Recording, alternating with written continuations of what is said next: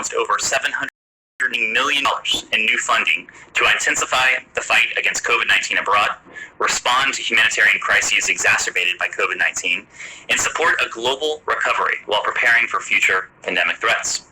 This announcement caps the end of her trip to Ethiopia, where she emphasized the urgent need for full and unhindered humanitarian access in Ethiopia's Tigray region, and reiterated the U.S. commitment to support African countries in their response to the COVID-19 pandemic. During her visit, the administrator toured USAID-supported food commodities warehouse and a COVID treatment center and joined humanitarian partners to discuss the response to efforts in Tigray. In the lead-up to the administrator's travel, the U.S. announced more than $149 million in additional humanitarian assistance to help people affected by the ongoing conflict in Tigray. Administrator Power met with Dr. John Inka Asong, Director of the African Centers for Disease Control and Prevention, to discuss the expansion of U.S. government partnership. The administrator also held substantive, frank discussions with Ethiopia's Minister of Peace, Mufariat Kamil, and separately with the chairman of the Ethiopian Red Cross. She later had the chance to meet with young civil society leaders to discuss ethnic conflict, Tigray, and the future of the country, among other issues. Before her visit to Ethiopia, Administrator Power spent 4 days in Sudan, where she met with Prime Minister Abdullah Hamdok, Sovereign Council Chairman Lieutenant General Abdel Fattah al-Burhan, Foreign Minister Dr. Miriam al-Mahdi, and other transitional government leaders, as well as citizens who led the protests that resulted in former dictator Omar al-Bashir's overthrow in 2019. In a speech to students, academics, and democracy activists at the University of Khartoum earlier this week on August 3rd, Administrator Power announced an additional $4.3 million to support electoral processes in Sudan, making a total of $12 million. USAID has committed in election-related assistance as Sudan prepares for democratic elections in 2024. She spoke with displaced communities in Darfur and Ethiopian refugees who fled the harrowing conflict in Tigray to eastern Sudan, and saw some of the USAID programs that are providing them with life-saving assistance. So with that, happy to turn to your questions. Yes. Oh, okay.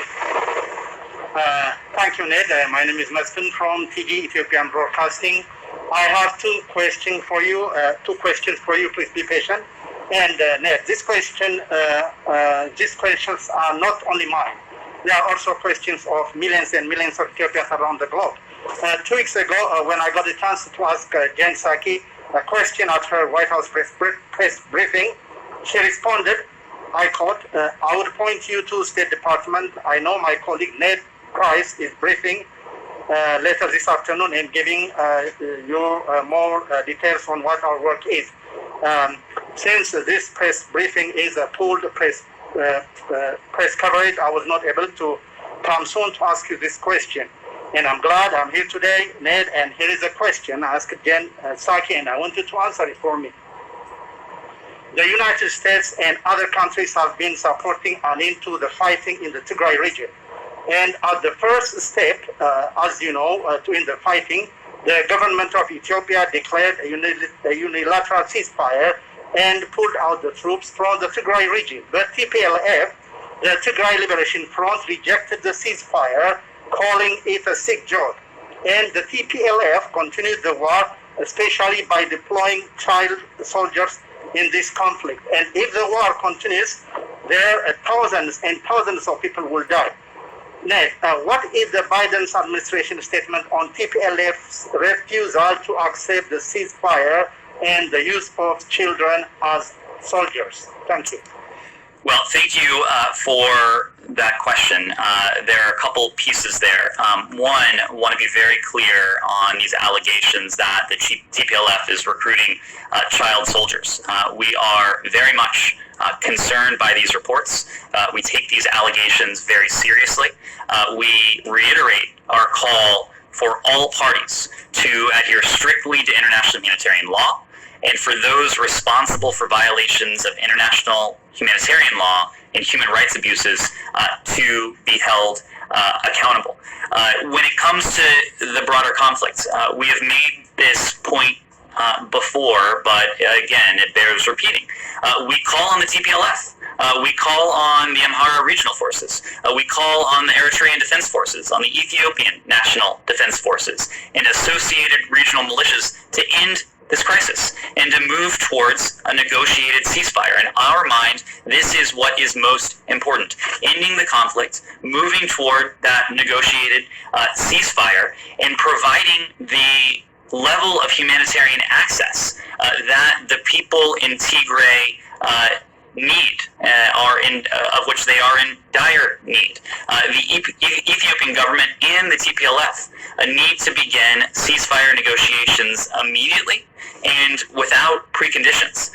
This should lead to a broader dialogue to find a durable political solution to this conflict. We strongly condemn any attacks that have been or may be directed against civilians in the Tigray region, regardless of the actor, whether it's organized by military or security forces or rogue elements operating there.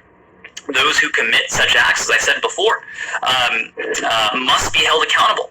And we call on all parties to condemn such acts and do everything in their power to stop them. We're particularly concerned by credible reports that armed forces affiliated with the TPLF and the Tigrayan militias have engaged in attacks against Eritrean refugees in the region. Such conduct is reprehensible. It must cease. It must come to an immediate halt. Those responsible, again, should be held responsible and accountable for their actions. We're equally concerned by reports of Ethiopian security force harassment and arbitrary detention of ethnic Tigrayans in regions of Ethiopia beyond Tigray. And security force harassment and detention on the basis of ethnicity is unacceptable. We call on all parties to cease such activities and to respect human rights and the rule of law. We further call on all armed actors to comply with international humanitarian law, including the obligations regarding the protection of civilians.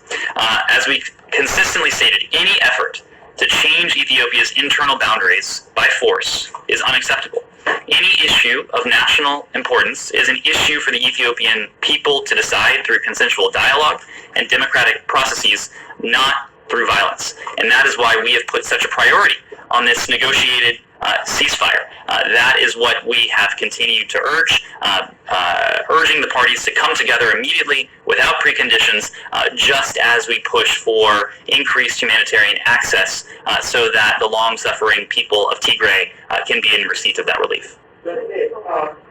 The TPLF refuses the ceasefire, to accept the ceasefire, and it advances its forces to Amhara and regional, Amhara and upper region. So, what do you say when the TPLF refuses the ceasefire? How can there will be negotiation? Well, we've seen these reports of the expansion of the fighting. The expansion of the fighting in Tigray are concerning. The reports of the expansion of the fighting in Tigray are concerning. And it's concerning because it will only lead to more suffering and to more death. That is why we continue to say that all parties to the conflict should immediately agree to an end to the violence and to begin in earnest negotiations and political dialogue. Armed actors in Tigray and Amhara, those and the government of Ethiopia need to reach an agreement that allows the ceasefire to include all parties and facilitates, as I said before, delivery of humanitarian access. The government of Eritrea, for its part, must withdraw its forces consistent with commitments by both Ethiopia and Eritrea.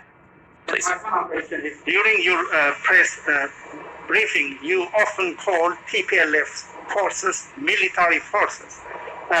As you know, TPLF is an opposition and armed resistance to the established Ethiopian government, whether you like it or not, which makes, if the TPLF is against the government, then it makes it rebel force. Even though my English is second language, military is a name given to the armed forces of a country. So, Nem, why are you calling TPLF forces military whenever you give your press briefing? The military is for as I said, is for given for country forces, not just for rebel forces. So the point we've been making, and what in part makes this conflict so concerning, is the fact that a range of actors are engaged in violence, and in some cases in these reported atrocities. There are military actors involved, there are irregular forces involved, there are militias involved, there are rogue actors involved.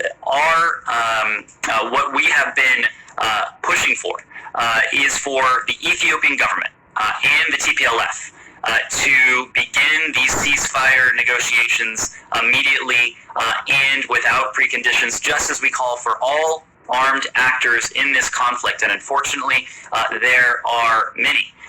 To cease the violence, to cease the killing, and to respect the international legal obligations to which they're subject. Were you to have follow-up on Ethiopia? Sure. Going back to Power's trip, did she get any concrete guarantees while in Ethiopia? Was there any commitment from the Ethiopian government on humanitarian access to Tigray? And then while we're on this, forces from Ethiopia's Tigray region have taken control of the town of Lalibela, which is a UN World Heritage Site. Do you have any reaction to this? And do you have any comment on the responsibility, if any, of forces to protect the World Heritage Site? So on Ambassador Power's trip, I suspect there will be additional details available later today. She also had a press conference in Addis prior to the conclusion of her trip. It was during that press conference that she spoke of her conversation with the Minister of Peace. And she called, as she said yet again, for a cessation of hostilities and unhindered humanitarian access. And she reiterated the United States' care and concern for the people of Ethiopia, no matter their identity or affiliation. She, of course, also did announce a very substantial sum of aid. One of the USAID has, we've worked very closely with USAID on this issue of humanitarian access. It is an issue that Ambassador Power stressed. It's an issue that Secretary Blinken has stressed directly in his conversations with Prime Minister Abiy. It's an issue that the Special Envoy, Ambassador Feltman, has stressed as well, and we will continue to work that. Remind me what your second question was? Lalibela. Right. When it comes to Lalibela, we recall that when the World Heritage Committee inscribed the rock-hewn churches of Lalibela to the World Heritage List, the committee described the whole of Lalibela as a testament to Ethiopia's civilization and the medieval civilization that was there. Lalibela represents part of Ethiopia's unique, diverse, and rich cultural heritage, and it's something that should serve to unite all Ethiopians. We've seen the reports